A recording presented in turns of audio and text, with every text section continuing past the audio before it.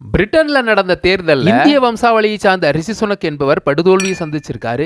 இவர் கன்சர்வேட்டிவ் கட்சியை சார்ந்தவர். தொழிலாளர் கட்சியை சார்ந்த கெய்ன் ஸ்டார்மர் படுபயங்கரமா வெற்றி அடைஞ்சிருக்காரு. இந்திய வம்சாவளியை சார்ந்தவர் தோத்துட்டாரு அப்படிங்கிறது வருத்தம் தான். இந்த தொழிலாளர் கட்சி 14 வருஷத்துக்கு அப்புறம் வெற்றி பெற்றிருக்கு. இதுல என்ன விஷயம் கேக்குறீங்களா? அதுலதான் இருக்கு. இதே போல ஒரு தேர்தல் தான் 1946 இங்கிலாந்துல பிரைம் மினிஸ்டர் போஸ்டுக்கு நடந்துச்சு. அதுல தொழிலாளர் கட்சி சார்பா கிளைமட் அட்லியும் வின்சன் சர்ச்சில் கன்சர்வேட்டிவ் கட்சியிலையும் நின்னாங்க. இதுல தொழிலாளர் கட்சியை சார்ந்த கிளைமட் அட்லி தான் வெற்றி வாகை சூடினாரு. இதுல என்ன பெரிய விஷயம் இருக்கு? இந்த கிளைமட் அட்லி தான் 1947 பிப்ரவரி 20 இந்தியாவின் ஆட்சி அதிகாரம் மாற்றப்படும் அப்படின்னு ரொம்ப பகிரங்கமா அறிவிச்சாரு. அதுக்கு ஒரு கால வரையறை நிர்ணயிச்சாரு. 1948 ஜூன் மாதத்திற்குள் இது நடைபெறும். இந்த பொறுப்பை மவுண்ட் பேட்டன் பிரபுட்ட ஒப்படைச்சு அவரை இந்தியாவுக்கு அனுப்பிச்சு வச்சாரு.